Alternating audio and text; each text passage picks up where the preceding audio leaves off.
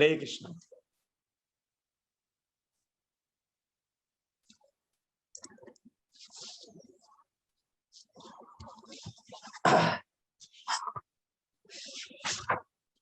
Okay. 60th Anuched we were discussing, and something is pending in that.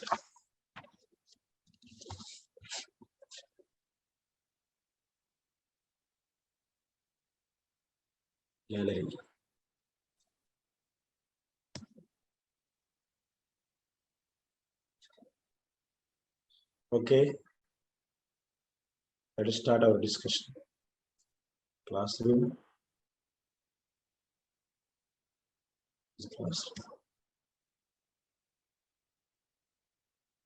How many students are there in the class?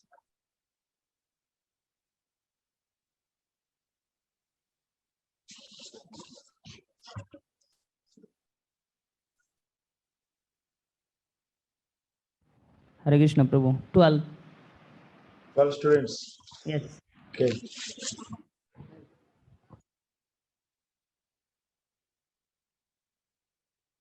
So, okay, I will try to come tomorrow at least. Who is going to tell about the last class discussion? Apo, my Prabhu.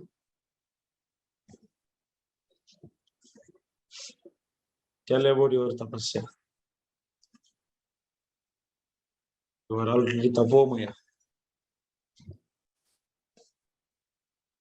Who is going to tell? Next, yes. This.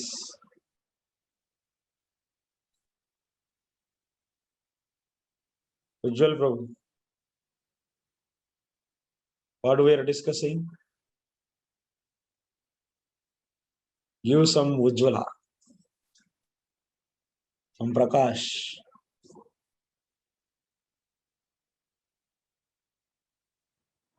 You are discussing the supremacy of soul, about soul, and what is going on? What was? Where we were?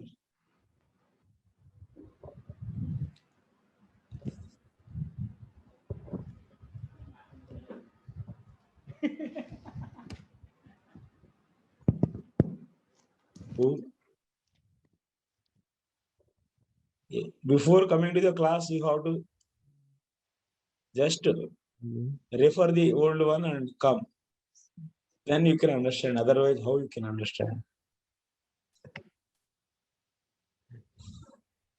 Who is this? Beside to Tapo, my right side.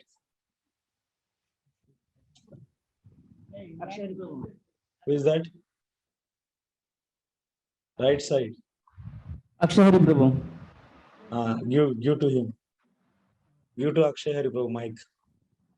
Yes, Prabhu. Hare Krishna, Prabhu. Pranam, Prabhu. Prabhu, we were discussing the 10 Tattva, 10 topics of Srimad Bhagavatam. And okay. Last class, we were focusing on Ashray Tattva. Proof that Ashray is actually Ashray for all 9 items, 9 topics. We were discussing about the 3 Purushas, Adhyatmik Purusha, Adi Devik Purusha, Adi. Why we are discussing this? Adhyatmika, Adi Devik Purusha, solve. To establish this Ashray is actually the topic, the essence. All 9 topics are to establish this Ashray Tattva. Acha, very good.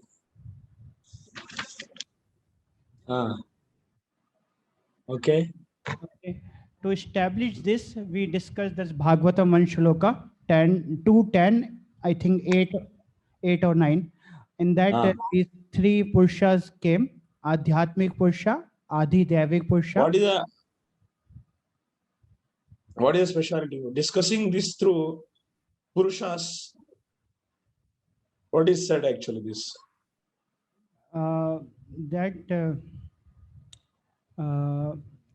This is a aparoksha anubhava. It is a direct experience. These Purushas are with us. That Yeah. means these three, yes, we are directly experiencing. Yes or no? Yes, Prabhu.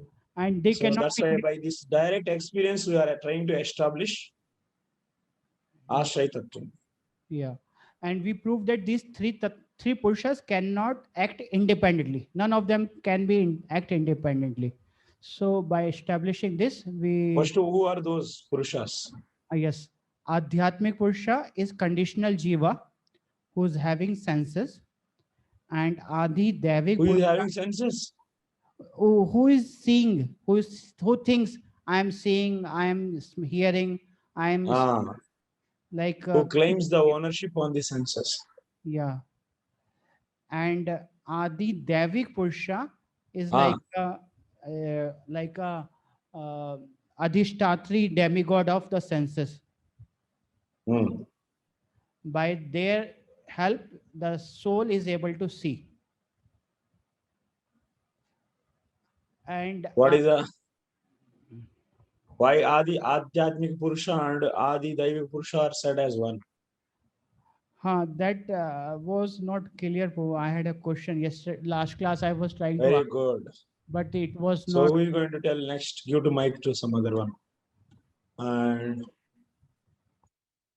Pitambar Chaitanya Prabhu, tell me why we are calling Adhyatmic Purusha and Adi Daivik Purusha are same. Unmute it. Hare No Krishna. voice. Ah, yes, Prabhu. Because Adhyatmic Purusha and Adhyatmic Purusha is same, one sense, because without Adhyatmic Purusha, Adhyatmic Purusha cannot do anything because the senses so and requires body. Senses because the sense devata controls. So Adhyatmic Purusha and Adhyatmic Purusha one sense same because they are each other, they are correlated. Why? Because is Adhyatmic Purusha is not independent. Just like if you want to see something, it requires senses, and senses. No, not that. So before having body, these two are known as one. Ashraya Garu Prabhu, tell me. Hare Krishna. Yes, Prabhu. Yeah, in the beginning we learned that yoyam adhyatmiko purusha so adibodh ubayas tatra vicheda purusastadi bhautika. Matlab, Purusha the ki Adi Bhautika. I Yes. mean that Adi Atmika Purusha is one who possessing, who is thinking that these senses are mine. And Adi Devika Purusha were functional deities, Adhishtatri Devata of the senses. And Adi Bhautika is our material body and senses. So unless the material body is present, there is no functions of the senses. So when there is no senses, there is no place for Adi Devika to function or establish themselves. And same way, Adhyatmika Purusha doesn't have any place where he can say that I own the sense, because senses are not active. So there is no, he is also not able to think that I am the possessor of these senses. So this is the reason we were told that this is the reason they both are having no function. Actually, if we go a little bit clearly, so before having the Deha, that means before having the Adi Bhautika Purusha, these two, that means senses and the Adhisthana Devata, the deciding deities of, are the Devatas, Adhidaivika Purushas, means the Devatas who are residing on the senses. They both so are with along with the Jivatma, and now they are not able to produce any special their respective activities. What Adhidaivika Purusha does, so he will be helping the Adhyatmika Purusha to see the objects. And what the Adhyatmic Purusha is doing? So he is claiming himself as a seer. So he is seeing, he's claiming, I am seeing through these senses. So that kind of, so vritti is generated in the Adhyatmic Purusha, and Adidaiva Purusha is helping. But since there is no body, so there is no place to reside for the senses. And also that's why the senses are not producing any cognition. So that's why Adhyatmic Purusha is also is not claiming, I am seeing or I am smelling. So he cannot do that. That vritti is not produced. And also Adhyatmic Purusha is also not at all helping. So that's why there is no respective activities are not produced. So in one sense, we can say everything as Jiva. So that means Jivatvam is common to the Adidaivika and Adhyatmika. So that's why in the sloka it is said that both are same. But when there is a, so Adi Bhautika Purusha is created, so that is differentiating these two Purushas, Adhyatmika and Adidaivika Purusha. So how it is differentiating? So it is helping or it is accommodating these two Purushas to produce their respective activities. So Adhyatmic Purusha is always claims I am seeing or I am smelling or I am this, and Adidaiva Purusha is helping the Adhyatmic Purusha. So these two things will be produced separately. So that's why we are calling. So there's two things. Next. So both Then are. we are saying these are all interdependent. Sorry, you can continue. They are all interdependent. So who is going to tell? Our Chaitanya Jivan. I want to Prabhu. make one statement little, that both are jiva, jivatva, both have obtained jivatva, and maybe both are on equal or same, but function wise both are different. So unless function, when they function, then only you can identify. And when can function, you call someone as a teacher? So when he functions like that, otherwise he is only human being. Before so functions, like they are equal. They are human being, like so both are human beings. Teacher and teacher and police both are human beings. When they function, they are now separate. They are different. So like that. Okay, Chaitanya Jivan, Prabhu. Can you how to say there is interdependency? Prabhu, actually, I was engaged in my file was lost, Prabhu, my notes file. So I was little bit very good. Means I will just again cope up where I was. Prabhu. I'll just hear again. Prabhu. I will come. You want to again? Means I will hear others answer, then I will come to the track. So my file was lost, Prabhu. That's why. Your file is not there in your brain. You didn't keep the file in the brain or not? Why? No, it was there, bro, but you tell from that file actually.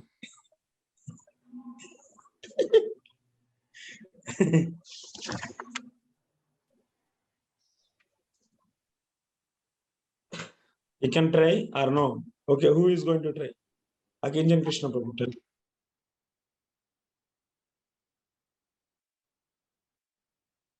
Hare Krishna, Prabhu. Yes, Prabhu.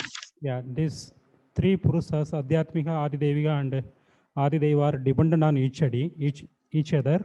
Yes. First, for example, if the object to be seen is not there, the Adhyatmika, the soul cannot see anything at all. It cannot become a seer.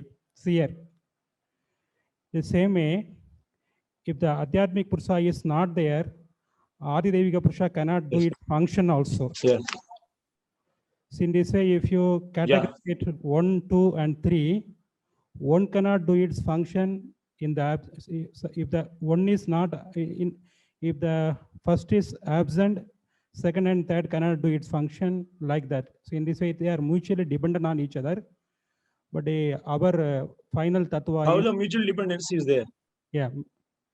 How completely you didn't say, Prabhu. Yeah. Prabhu. See the board. Yeah. So now first thing I told is so this is one is a object, is a drishyam. If 2 is the Adhyatmic Purusha. Yeah. If the object is not there. 3 is the Okay, first is the object to be seen. Second is Adhyatmic Purusha. Third is Adi Daivika Purusha. Yes.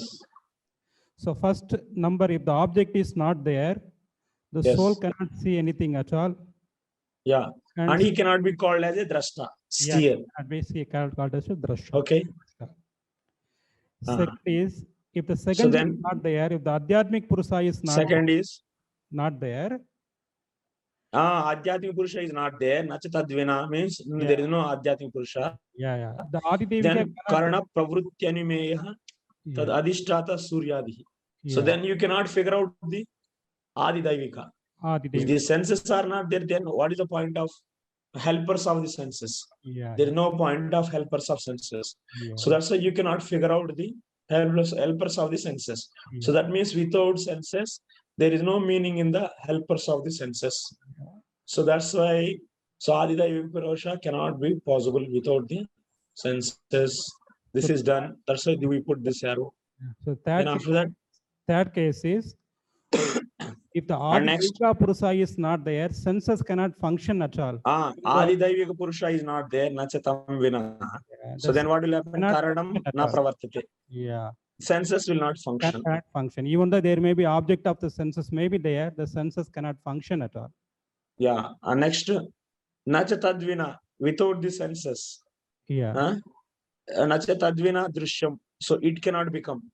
This cannot become object of the any perception, seeing or smelling. This cannot become the object without the senses. So that's why we are having this arrow, this arrow, this arrow, and this arrow. And also we can figure out without the. So obviously this is also possible between the object and the Adi Daivika, Adi Bhautika and Adi Daivika. So finally, so we are showing the interdependency between these three Purushas. So this is what it is saying. It is saying that ultimately there is a separate Purusha who is different from these three, can be the shelter of this. Either of any one of these three cannot be a Purusha. Ashraya. Because it is dependent on another, either any one of the two. That means it will not function. One cannot function without so any one among the remaining two. So that's why these three are interdependent, and absolutely anyone cannot be an ashraya to the others. So tesham api parasparam ashrayatum asti iti tat vyavachedardam visheshanam. So that's why we need to find one more ashraya which is not dependent on these three, but which is a shelter for these three. So that is swashraya ashraya. Swashraya means it is dependent on itself, and swashraya ashraya is dependent on itself, and also it is shelter for everyone. That means these three Purushas. So that is known as Paramatma. So sacha anyesham ashrayascha iti.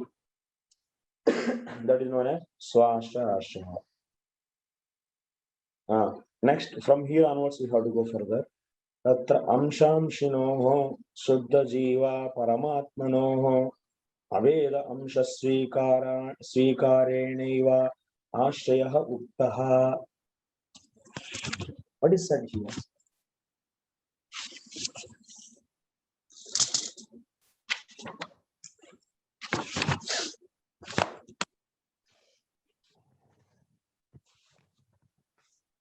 Here it is said, Tatra amshamshinoho suddha jiva paramatmanoho vedamsha swikarenaiva uktaha. Look, abedamsha, sorry. Paramatmanoho abedamsha swikarenaiva uktaha. Swikarenaiva ashrayah uktaha. So that means here one may ask, what they can ask? They can ask us, what about the Shuddha Jiva? What about the Shuddha Jiva? So why you are not considering the Suddha Jiva? So that's why we are saying to answer them, we are saying that we are not seeing the difference between the Shuddha Jiva and the Paramatma. So that's why we are here without considering the Suddha Jiva as separate from the Paramatma. We are saying Paramatma as shelter for everything. So what is actually, you all remember? So might be remembering. We came to know there is a Shuddha Jivatma. If you go to the previous files, I don't know where is that. And in the drawings, so many things I draw, I don't know. Very good. Okay. So here you remember this Sushupti. In the Sushupti, this soul is a Shuddha Jivatma actually. It is in the Sushupti stage, it is not claiming itself as any owner of the any senses or anything. So because false ego is also dissolved actually, it is inactive. Mind is inactive, external senses are inactive, everything is inactive. So that's why, so there is a soul is purely standing there in the Sushupti stage. That is known as Shuddha Jiva, you can say. Of course, it is not permanently Shuddha Jiva, but at that state. But it is not permanently, it is in the Sushupti, the stage of the soul is not permanently Shuddhatva, only for time being. But when one wakes up, that means when this false ego and mind becomes active, immediately this soul is connected to this. And once again, it will started identifying itself as either body or otherwise, so many other things. It is entering into the vrittis which are created in the mind. The soul is entering. Of course, by the nature, it is pure, but it is claiming itself as body and others because it is entering into the functions of the mind and the ego and the senses. This is a point we understood.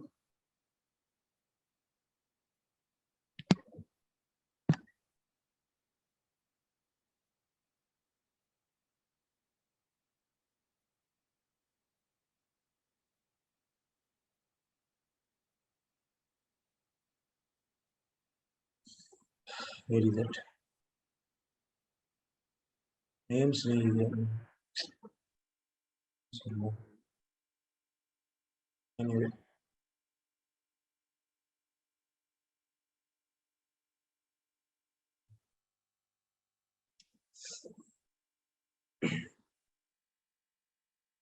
So today what we are going to say, we are saying here, this Shuddha Jivatma and Asha Paramatma, both are qualitatively one. But Jivatma, when it is interacting with the false ego and mind, then that is not Shuddha, that is conditioned. So Shuddha Jivatma means unconditional state actually. That means it is not interacting with the modes.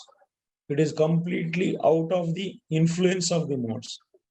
That Jivatma is known as Shuddha Jivatma.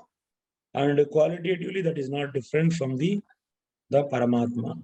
So that's why in the present discussion, we didn't consider the Shuddha Jivatma. We didn't consider Shuddha Jivatma separately because Paramatma and Shuddha Jivatma are seen without any difference. Next, Ataha Paropi Manutenartham iti Jagra Swapna Sushuptim cha Gunataha Buddhivrittayah Tasam Tasam Vilakshanaha Jivaha Sakshitvena Vivakshitaha Ataha Paropi Manutenartham. This is from the, we all remember. Ataha Paropi Manutenartham, it is from where? It is from the Vyasdeva Samadhi realizations. So Jivatma is actually what? Is beyond the modes. It is pure itself. But what is happening? It is because of the influence of the Maya, it is considering itself as Atmanam Trigunatmakam. Yadabis Eya Sammohito Jiva Atmanam Trigunatmakam. So this statement is clearly establishing Suddha Jivatma and the conditional Jivatma. Jagrat Sushupti, Jagrat Swapna Sushuptim cha Gunataha Buddhivrata Vruttaya Tasam Vilakshanaha Jiva Sakshitpena Vivakshitaha. Actually, this Jagrat Avastha, Swapna or Sushupti, ye तीनों केवल out of these are all are produced due to the modes. So Jagrata Avastha is due to the Sattva Guna, and Swapna Avastha is due to the Rajo Guna, and the final one, Sushupti, is due to the Tamo Guna. Due to the excessive Tamo Guna, one will go to the Sushupti Avastha. That means laya of this temporary laya of all this happening. All the, that means false ego and others. So that's why it is known as, is out of the Sushupti, is out of what? Tamo Guna. So these states are due to gunas, but apart from these three states, Jagra, Swapna, Sushupti, there is another one more state, that is pure Jivatma. So pure Jivatma is completely free from these modes. Tasam Vilakshanaha. So it is free from the Jagra, Swapna, Sushupti. Sushupti means what? That means the final, that means the inactiveness of the false ego and mind. So, and also external senses. So this inactiveness is due to what? Due to the Tamoguna.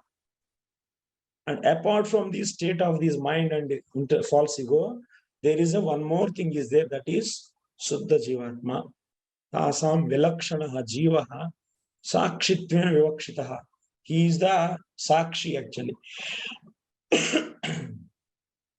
That we understood. But when we wake up, then what is happening? He is immediately entering. He is entering into this, and he's being captured by that modes, influenced by the modes, and he is not acting as a Suddha. And he is becoming the conditional. And after that, he is saying that I am pain, I am getting pain, I am getting pleasure, I am this, I am that, everything. But how to maintain that? That is a yoga actually. So you should maintain yourself aloof from these modes. That is a yoga actually.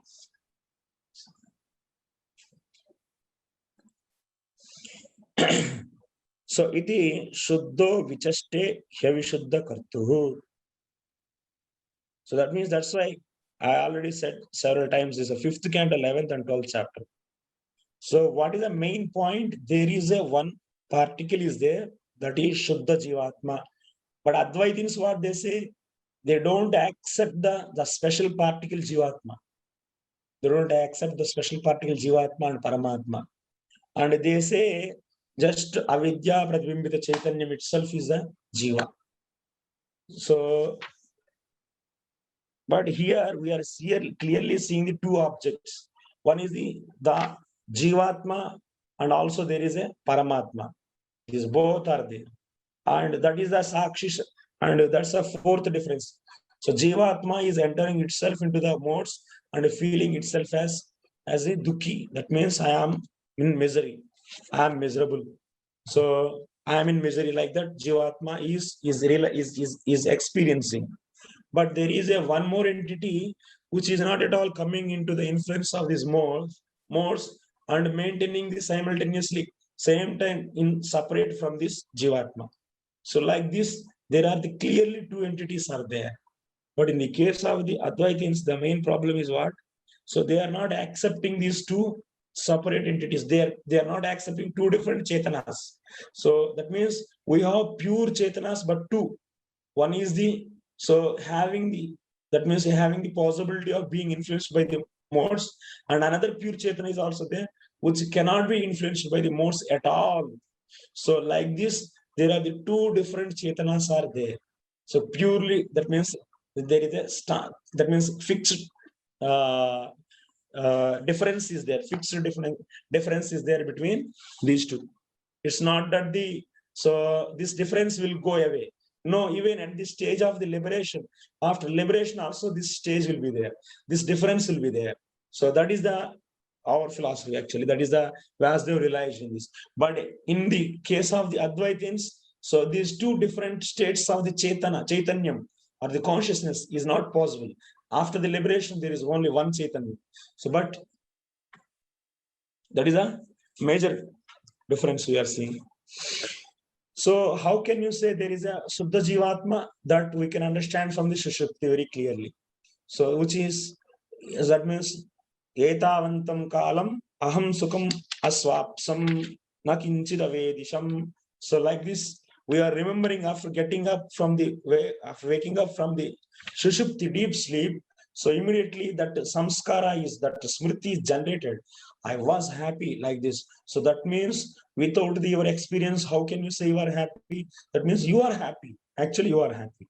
And that means when at that time, then you are being happy means what you are enjoying? You are enjoying yourself. Yes, Prabhu, what question? Because Hare Krishna, Prabhu. Yeah. This is Suddha Tattva, Prabhu, which we said in the Sushupti. That is the Tattva when we get connected to the mind and false ego is kind of a Ashuddha conscious it becomes, right, Prabhu?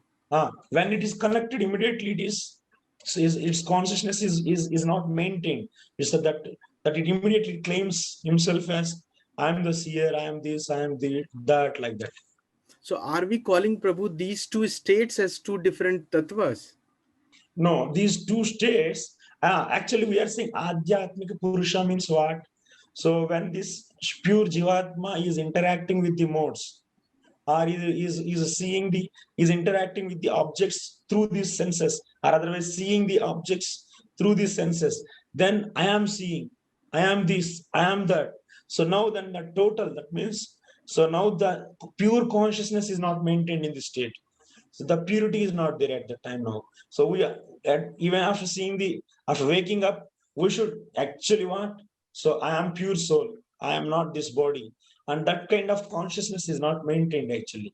So that's why then that impure consciousness, or otherwise conditioned consciousness, is known as the Adhyatmika Jiva. That we are saying. But when you separate that ownership, claiming of that ownership, so that means when you deactivate the senses, when you deactivate the mind, when you deactivate the false ego, then what is happening? What is remaining? That is the Suddha Jivatma. So I understood this concept. Then at that time, so we are not saying. So like Suddha Jivatma is there. I understood that. And then we said that for Adhyatmik Jiva, what we are saying is when this Suddha Jivatma is interacting with through these senses and the mind, then it becomes like Ashuddha Jivatma or Adhyatmik Jivatma, we can say, which is seeing the object and everything. But Prabhu, if they two are existing, then in all the states they should be existing, right, Prabhu? Like if there are two entities. When you do the teaching activity, you will be known as teacher. Otherwise, you will be just a human being. That is the difference actually. Now, this Jivatma is getting the Upadhi. Upadhi means it is getting some destiny, some designation. I am this, I am that, I am this. But actually, that is not actually. So why it is influenced by the modes? It is influenced by the Maya. Because of this, so it is claiming itself as unnecessary, but actually it is not that. That is a one state. And if you remove that ownership, claiming of that, and if you remove that, then it is pure. That means that's why in that fifth canto, what is said? Suddhopi vichaste havishuddha kartuhu. It is actually pure. The Jivatma is pure. So earlier, Prabhu, there was with Svetashvatar Upanishad, I understood this way that this Shuddha Atma, within that Shuddha Atma, there is Paramatma. Because without Paramatma, this Atma can't function. That's how I understood earlier. Was that not? Yeah, Jivatma is accompanied with the Paramatma. So this Suddha Tattva which we talked about, Prabhu, is there anything within that which is Paramatma? Or is it like that Suddha Tattva? It is accompanied with the Paramatma. So Paramatma will be there within that. Yeah, side, he is just sitting behind to him. Okay, thank you. That's clear. So, but difference is one is being influenced and one is not being influenced. So that is a difference. What, Prabhu? Pitambar Chaitanya. Hare Krishna, Prabhu. Yes, Prabhu. You said the two states, that pure consciousness and pure consciousness always existed. Huh? You said two consciousness always exist, pure consciousness and impure consciousness, even after liberation. But when Jiva is liberated, pure devotee, like that pure Jiva, how that consciousness will be there, exist? Huh? Because same pure Jiva become impure consciousness, then exist. That's Upadhi. When Upadhi is known, just like it is said at the third canto, that the Nirdhati Jiva Kosam, subtle body and gross body dissolved by bhakti. So can you please enlighten regarding this? Prabhu, I am not able to understand what you are saying. Your voice is not clear to me. You said, Prabhu, you said the two states always exist. Pure state, pure consciousness, and impure consciousness. I didn't say like this. Because Upadhi is there, as you said, what did you say? My body doesn't believe. Can you please explain? You understood it differently, actually. What I was saying, even after liberation, there will be two states. What two states will be there? Two states of two kinds of the Chaitanya Padartha is there. One is the Ishwar Chaitanyam and another is the Jiva Chaitanyam. Both will be there, I am saying. But according to the Advaitins, there is only one Chaitanyam, that is Brahman. Okay. I was thinking here regarding. Yeah, okay, I understood. Your thinking is different. Yes, thank you, bro. Yeah. Yes, Prabhu. Hare Krishna, Prabhu. I was wondering how when we're explaining Susupti, the deep sleep, that smriti, that remembrance that we were sleeping or we were happy, how is that different from inference, from Anumana? Because we're coming to, we're inferring that we were, because we know that we went to sleep, then we infer, and then so we say, what happens actually, I will explain this.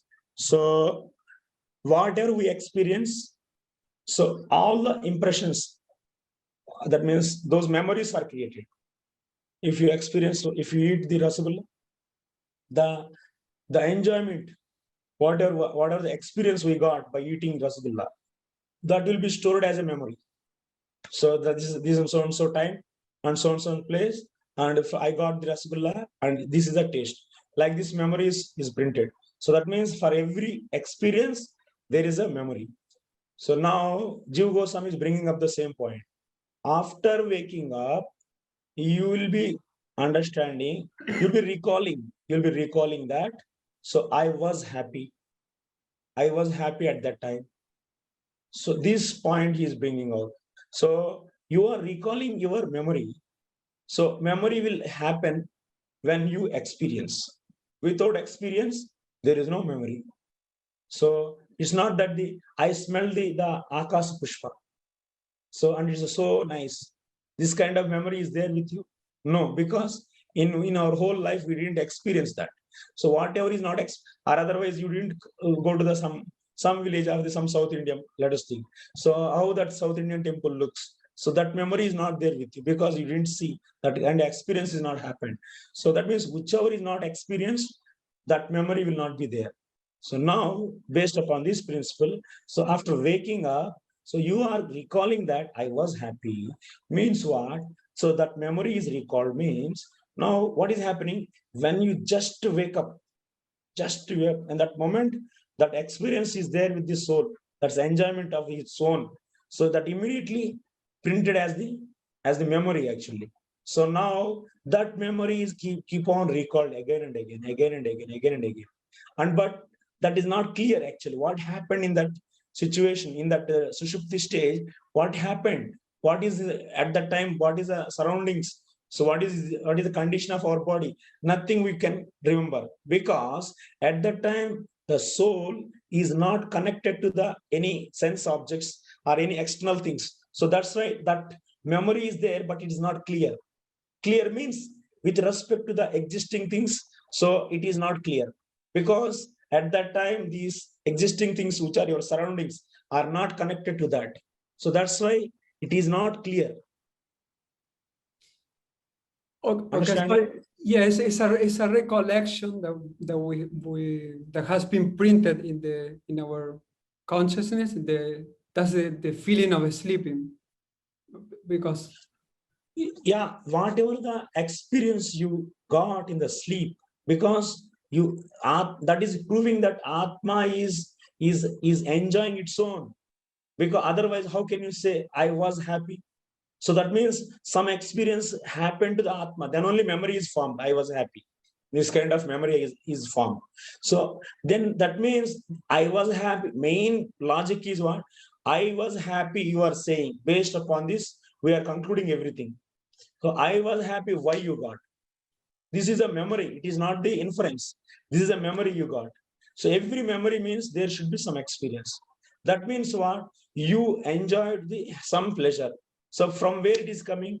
It is not coming from any sense objects, because everything is disconnected from the soul. So then that means what? There is only one possibility. Atma is enjoying its own pleasure. That means, like example also is given, sun.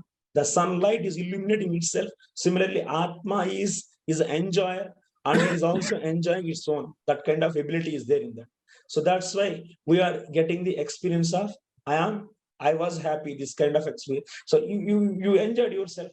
That anubhava, that experience, just when you wake up, it is immediately connected to your mind, and immediately impression is created. Yes, that immediately that experience is printed in the memory. But when it happened, even you don't know also.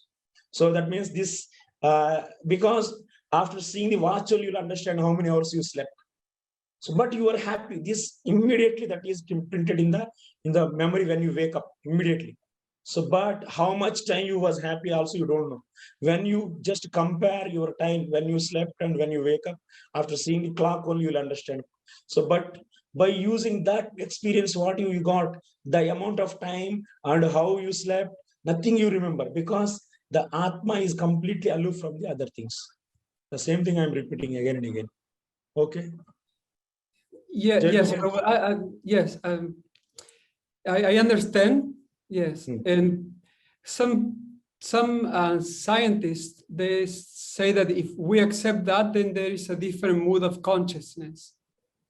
That would be deep sleep. So a different mood of consciousness in which you are disconnected from the subtle senses and the gross body. But if that is happening, how is that? What is the difference between a liberated state and that deep sleep? Liberated state and this state, Sushupti state is only for the time being. So when ahankara, that means Sampuri Tatnadi, this mind comes back. So then everything will become active. Then immediately this pure Jivatma is connected to the false ego. And false ego will tie this Jivatma to the external body, subtle body and the external gross body. So then once again, you are not able to identify yourself as pure. It's very impossible, because we are conditioned now. So that is the main problem actually. But in the case of liberated person, so even he is seeing through his eyes, he is not having any abhimana that I am the seer. So my eyes are functioning, that's all he is seeing. So that means he is always Atmaram, means what? Like Sukadeva Goswami, when he was walking, he is not seeing any difference between anything. He is not getting any feelings actually, any difference, any Visheshnas he is not capturing. He is always dwelling in his own self.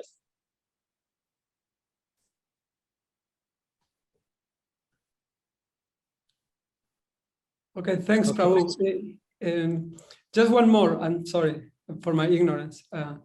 Then having said that, when the soul takes the role of adhyatmika, is identifying with the senses. So can we say that in deep sleep there is no ahankara, and also there is a disconnection with ahankara also? Yes. And in adhyatmika is when we are when ahankara is functioning. Yes. Okay. Yeah. In the Adhyatmic Purusha means ahankara is active now. It is only cause for this Jivatma to identify as a owner. That means Bridhyate Hridaya Grandhi Chidyante Sarvasamshaya. That is a Hridaya Grandhi, that ahankara is that not. That has to be cut down. That is very difficult. With transcendental knowledge. That is a challenge. Okay, thanks, Prabhu. Thank you so Hare much. Krishna. Jai Gopinath Prabhu. Hare Krishna.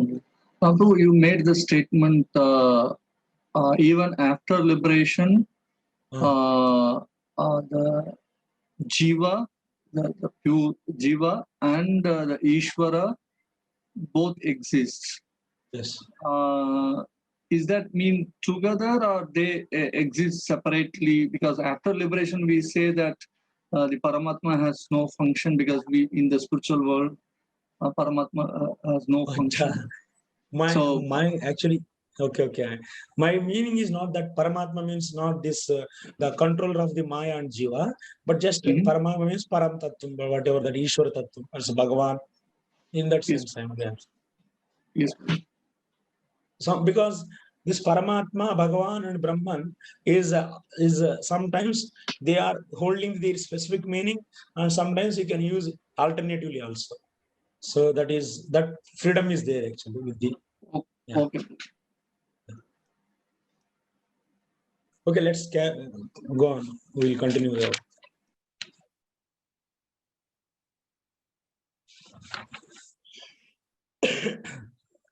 इत्याद्युक्तस्य साक्षि संगिनः शुद्ध जीवस्य आश्रयत्वं न शंकनीयम्. So that means we should not have any doubt in existence of the pure Jivatma, which can be the shelter. Because we are not mentioning here in the first explanation, we said the Paramatma is a shelter for all these three Purushas. But actually you can say also Shuddha Jivatma also as a shelter. Because Shuddha Jivatma is separate from these three. This Shuddha Jivatma is separate from these three means. So that one which is in the pure state Jivatma is different from these three. In the pure state, Jivatma is different from these three Purushas. In that sense, we are saying. So pure Jivatma is a shelter. Atava, that means second explanation is given. That means now we are going to say Suddha Jivatma as a shelter. Athava, nanu adhyatmikadinam api ashrayatvam astyeva satyam आध्यात्मिकादीनाम अपि आश्रयत्वम् अस्त्येव सत्यं तथापि परस्पराश्रयत्वात् न तत्र आश्रयता कैवल्यम् इति ते तु आश्रय शब्देन मुख्यतया न उच्यन्ते इत्याह एकम् इति. So what is the second explanation for these two slokas?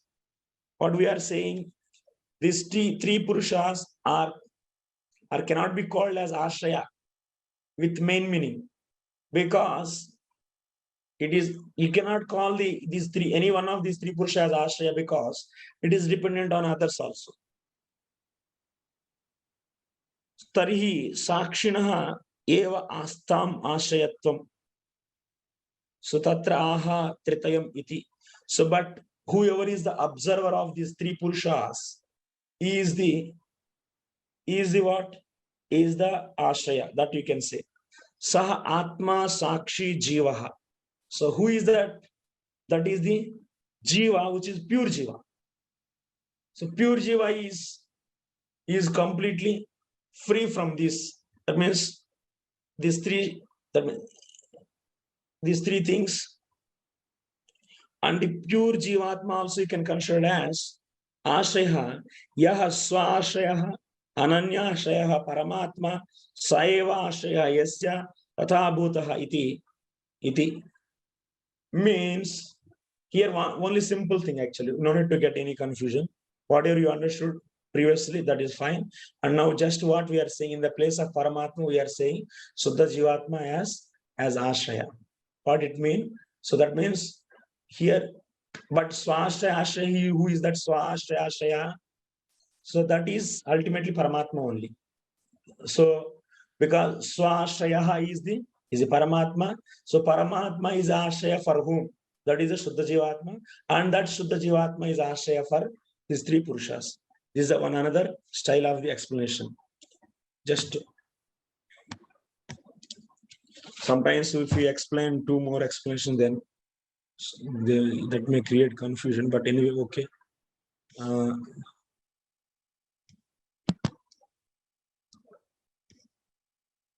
These three Purushas, Adi Daivik, Adhyatmik, Adi Daivik, Adi Bhautik, these three Purushas. And this is a Suddha Jivatma.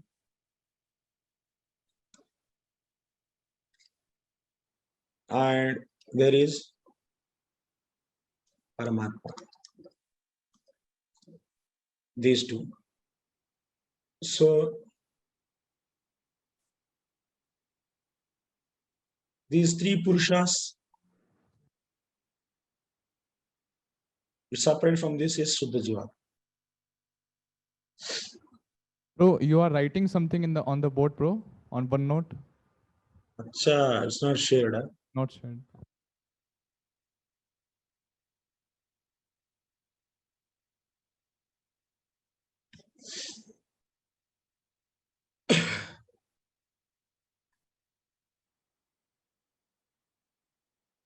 This is Adi, Adhyatmika Purusha. Adi Daivika Purusha. Adi Bhautika Purusha.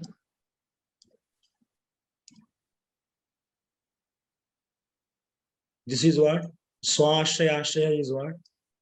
Swashraya Ashraya.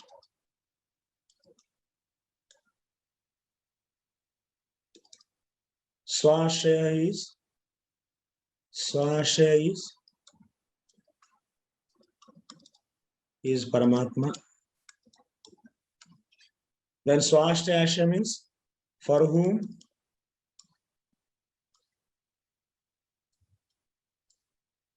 For whom Paramatma is, that means Paramatma means Swashraya is shelter. For whom Paramatma is shelter. So who is that? That is Swashraya Ashraya.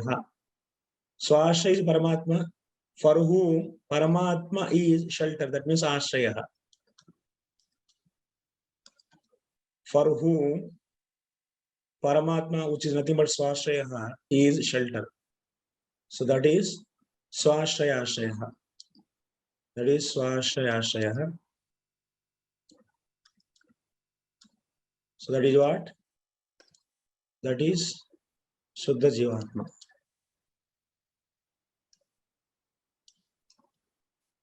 And which is the actually, which is a Sakshi for these three Purushas.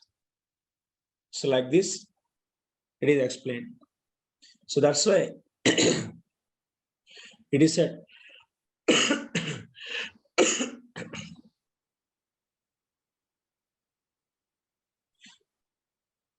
But for the normal Jivatmas, this Shuddha Jivatma is not clear, because in their case, this Jivatma is already claiming senses as their property. So that's why it is difficult. But when this person is liberated, that Shuddha Jivatma is clearly seeing the senses, the helpers of the senses and the body as separate from himself. He will be clearly observing these three. He is clearly observing these three. So that is possible when one is liberated. That's why we are saying Suddha Jivatma is also Sakshi for these three. So that's why Suddha Jivatma can be Ashraya. Then what is the meaning of Swashraya? So Swashraya means Paramatma. Always you should take Paramatma only. Paramatma is Ashraya for whom? So that is Swashraya. That is Suddha Jivatma. But in the previous case, what we took Swashraya means Paramatma is the Ashraya for everyone. That is Paramatma only, finally. Swashraya is Paramatma, Swashraya is also Paramatma. You understood the difference? So that's why it is said in the Bhagavatam 6:4-25. What is said? Sarvam Puman Veda Gunamscha Tajgno Naveda Sarvagnam Anantamide. What is said in this sloka? These senses, sense controlling deities, body, all these will be seen by whom? By the Puman.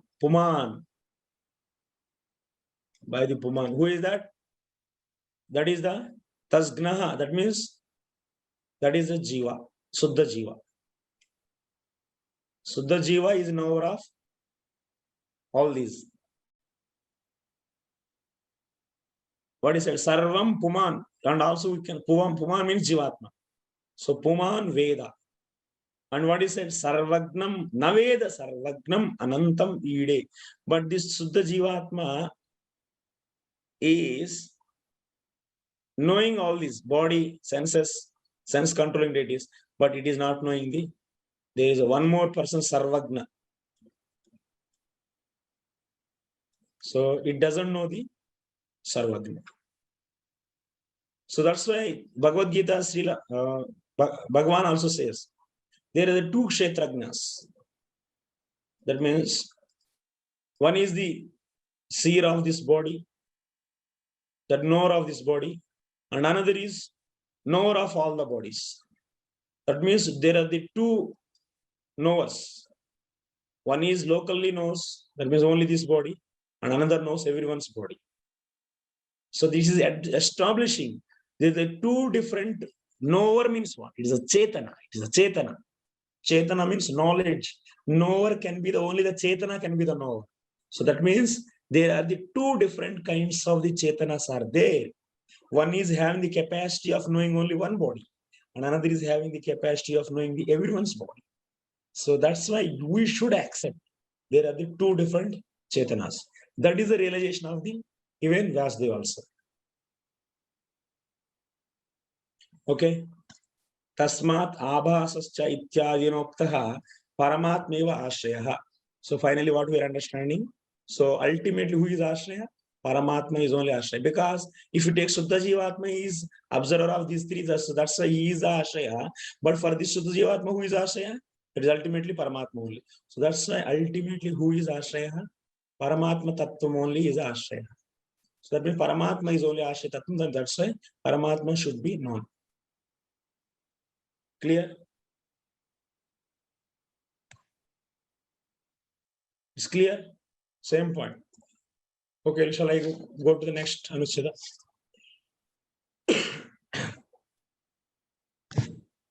Next Anuched, Asya Sri Bhagavatasya Mahapuranatva Vyanjaka Lakshanam Prakarantarena cha Vadannapi Tasyeva Ashrayatvam Aha. Now we are going to the next one, the 61, 61st Anuched. So in this it is said that now we are going to see the Lakshana of the Srimad Bhagavatam by using these Venjakas. Venjakas means indicators. The indicators for the Mahapurana. Based upon that, so we are going to see the Lakshana of the Srimad Bhagavatam. So, and also finally in this discussion also we are going to establish Ashraya Tattvam is Paramatma only. That we are going to establish. What we are going to do now? So Prakarantarane, first we are going to see the Mahapurana Lakshanam, Bhagavata Lakshanam. Through what? Through the indicators of Mahapurana. So these indicators already we have seen, which indicates the Mahapurana in the second canto 9th chapter. Now we are going to see these indicators from another place of the Prakarantarana, means in another place of the Srimad Bhagavatam. Where are those? Those are also there. These 10 Lakshanas or otherwise 10 indicators for the Mahapurana are also existing in the 12th canto of the Srimad Bhagavatam. So based upon that also we are going to find those. Ultimately Ashraya Tattvam is Paramatma only. Okay. So there are 2 slokas, 12th canto, 7th chapter. So 8 and 9. Sargosyata visargascha vritti rakshantarani cha vamsho vamshanucharitam samstha heturapashayaha Dvavirlakshanairyuktam Puranam Tadvido Viduhu Kechit Panchavidam Brahman Mahadalpa Vyavastaya. There are the 10 Lakshanas. What is the meaning of these slokas? I will just read out the meaning from the BPT translation.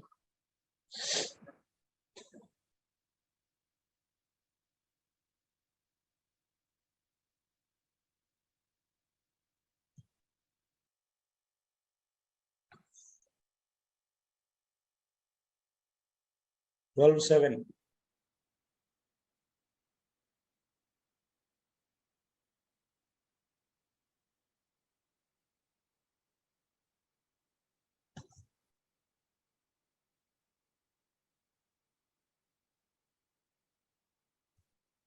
O Brahmana, authorities on the matter understand a Purana to contain 10 characteristic topics. The creation of the universe, the subsequent creation of the worlds and the beings, the maintenance of all living beings, their sustenance, the rules of various manus, the dynasties of the great kings, the activities of such kings, annihilation, motivation, and supreme shelter. Other scholars state that the great Puranas deal with the 10 topics, while lesser Puranas deal with the 5 topics. But there are 10 topics, like how we read in the second canto 9th chapter, but little bit changes there. So here these 10 characteristics are fully explained in the Mahapuranas, but they are not fully explained. Only 5 are fully explained in the Alpa Puranas. Okay.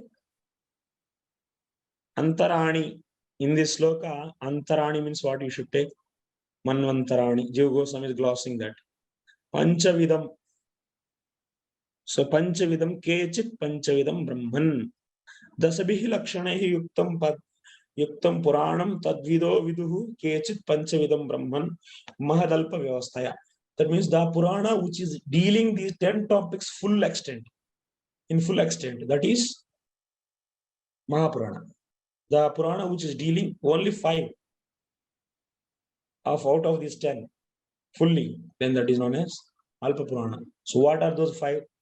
He said, Sargascha Prati Sargascha Vamsho Manvantarani cha Vamshanucharitam cha iti Puranam Pancha Lakshanam. The Purana which is dealing fully these 5 topics: Sarga, Pratisarga, Vamsha, Manvantarani, Vamshanucharitam. This, then it is known as Alpa Purana. Okay, iti kechit vadanti. Sacha matabhedaha mahadalpa vyavastaya Mahapuranam Alpa Puranam iti Binnadikaranattvena. Sacha matabhedaha mahad alpa vyavastaya Mahapurana Alpa Puranam iti Binnadikaranattvena. So this this Vyavastha, Mahad and Alpa Vyavastaya, Mahaprana Prana Bhinna Adhikaranatva, because they are dealing fully 5 or 10. Based upon this only, this difference is there. Yadyapi Pura Vishnu Purana Dau Api Dasha Api Tani Lakshante Tatapi Panchanameva Pradhanyuktatvat Alpatvam. But in the case of the Vishnu Purana, if you see, it is dealing the 10 Puranas. But, sorry, 10 topics. But it doesn't mean that it is Mahapurana. Because it is dealing only primarily, mainly only 5 topics. That's why it is Alpa Purana only. Atra Dashanam Arthanam Skandeshu Yathakramam Pravesho Na Vivakshitaha Tesham Dvadasha Shankatvat. What is said? You cannot say these 10 topics are discussed in the 10 Puranas separately. You cannot say like that. What Yugoswami is saying, 10 Puranas are discussed in the, 10 topics are discussed in the 10 skandhas. Total how many topics are there? 10 topics are there. These 10 topics are discussed in the different individual skandhas. Like this, you cannot say. That means each skandha is dealing one topic. Like this, you cannot make. Because, what is the immediate reason? Because we have 12 skandhas, not the 10. Then you cannot assign one topic to the one skandha. That is not possible. Dvadasa Sankyatvat. Next. One may say, Ditiya Skandoktanam Tesham Tritiyadushyata Sankyam Na Samavesha. Purupakshi may say, see, there are the 10 skandhas, 1, 2, 3, like this, 12 skandhas. Where these 10 topics are mentioned, these are mentioned in this second canto, 10th chapter. That means last chapter. So that means based upon this, one may say that this remaining third canto to 12, total how many? 10. These 10 cantos will deal the each one. Like this also you cannot say. That's not correct. Because Nasamavesha. That is the reason why you cannot say. Because if you see the 10th canto, 11th canto and 12th canto, 11 and 12th canto, these 3 cantos, each is dealing the Nirodhadis. What is that? Nirodha is how much? This is the 8th topic. Nirodha Mukti Ashaya. In this also Nirodha is said, Mukti is said,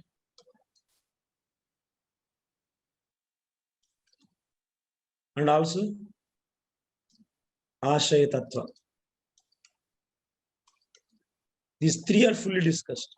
In this also fully discussed, these 3. In this also they are discussed. Then how can you say? How can you assign one topic to the one? One more point. Astama Varjam. But in the case of 8th canto, yes, 8th canto should have which topic? If you assign individually one topic, first is Sarga, Visarga, Sthanam, Poshanam, Potayaha, Manvantara, Ishanukataha, Nirodha, Mukti, Ashayaha.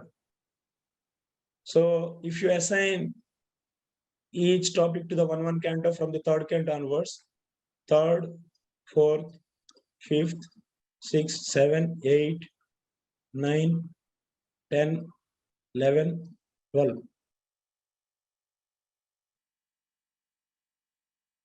So that means what? 8th canto should contain Manvantara. But this is true. Only in this case it is happening. But if you see in another topics, another cantos, they are dealing the one canto is dealing primarily sometimes 2 topics, 3 topics also. For example, 10 and 11 and 12 are dealing with three topics mainly. So that's why you cannot accept 8th canto. Nobody is doing one topic primarily. So that's why you cannot say that one topic is discussed in the one skanda or one canto primarily. No, that is not correct. That means you cannot follow this sequence. 3rd canto is sarga, 4th canto is visarga, 5th canto is sthanam. This is not this kind of assignment. So you cannot do. Taduktam Sri Swami Bireva. Even Swamiji is also saying. What Swamiji is saying? Dasame Krishna Satkirti. Dasame Krishna Satkirti Pita Nayopa Varnyate Dharma Glani Nimittastu Nirodho Dushta Bhubujam Iti Prakrutade Chaturdayo Nirodha Satvarnita Iti Atahatra Skande Krishna Swarupa Ashayasyeva Varnana Pradhanyam Taireva Vivakshitam. He is saying, what he is saying? He is saying in the 10th canto, the Nirodha, that means killing of the mischievous kings, is also explained. So that's why Nirodha is also one of the main topic in the 10th canto. Many miscreants are killed.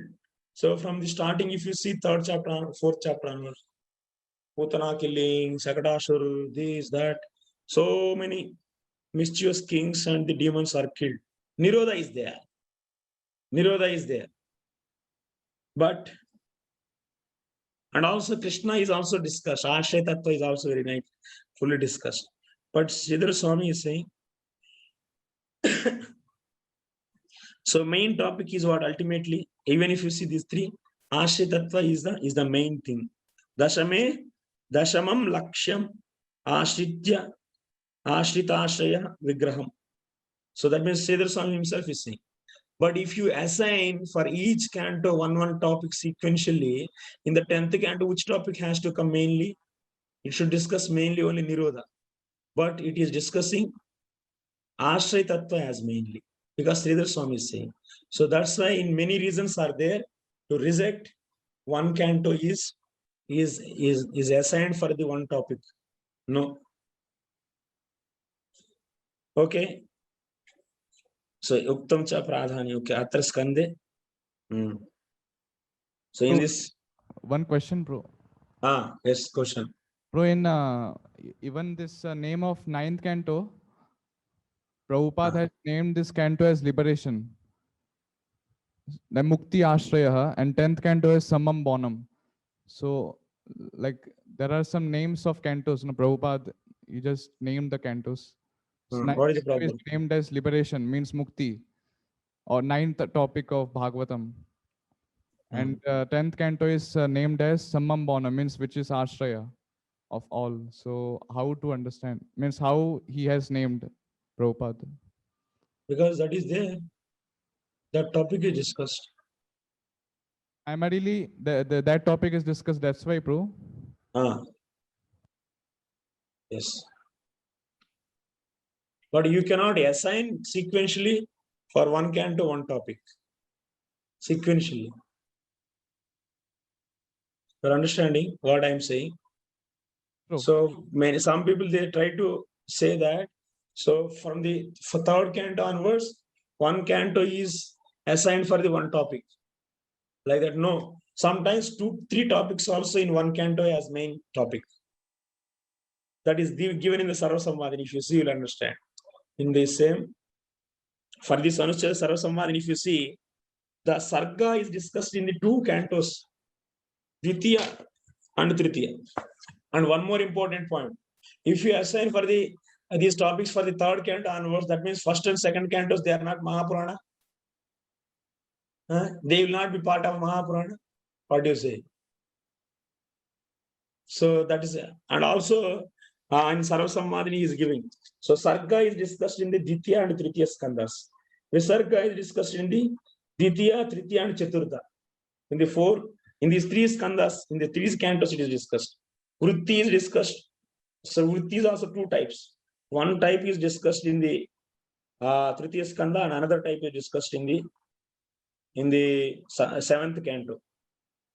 So like this, if you see, one topic is also primary topic in two cantos. And also sometimes one canto is also having the one or more topics as main topics. So that's why we cannot so particularly say that means this canto sequentially you cannot say. Particularly and sequentially you cannot show for each like this 3, 4, 5, 6, 7, 8, 9, 10, 11, 12. And sarga visarga sthanam poshanam otaya.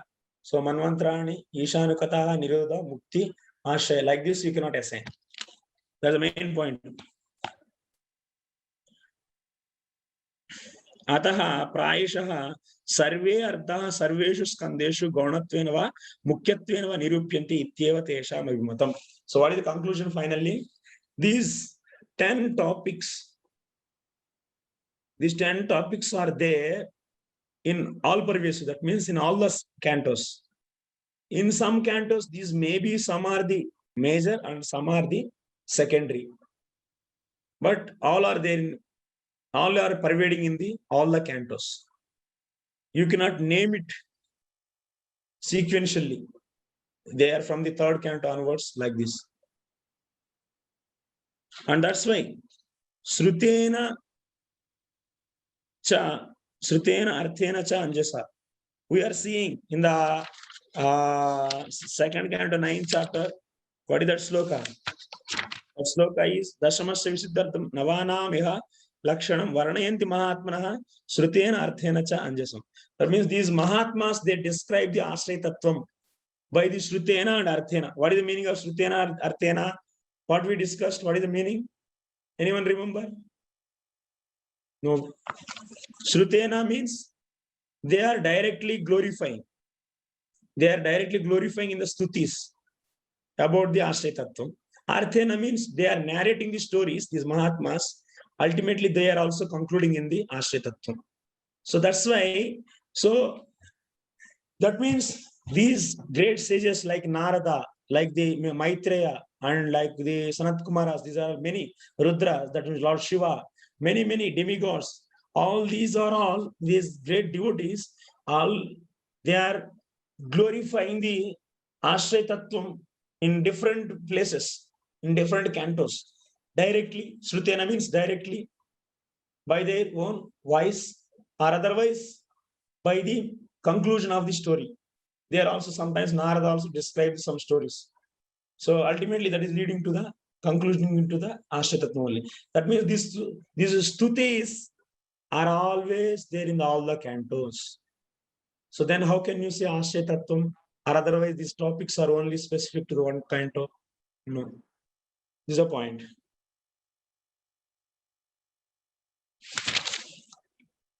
Last.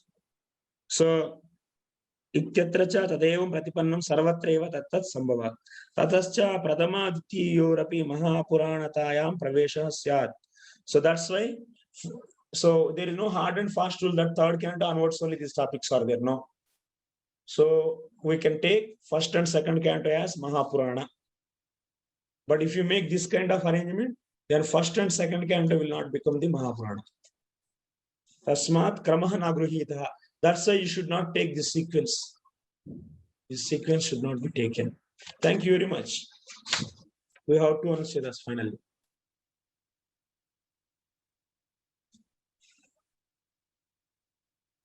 And tomorrow, these are all actually self-explanatory Anuchedas.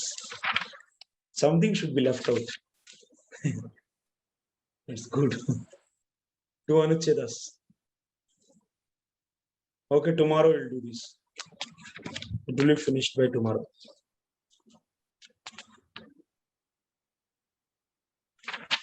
$100% will be finished by tomorrow.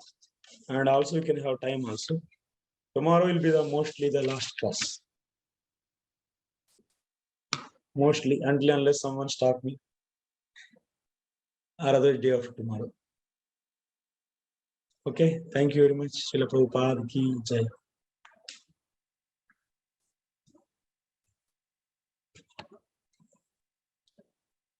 If anyone wants to join Tattva Bhakti Sandarbha, so start register for that. And first comes, only I will be taking only 30 students, not more than that. Because so it's good, more strength means more problem. And also more hard work. Correcting papers, assignments, controlling class, so many problems are there.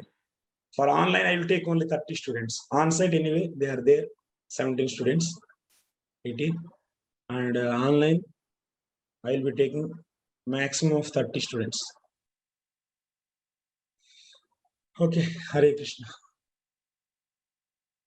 We'll be having Bhakti Vaibhava class after break at 12:30.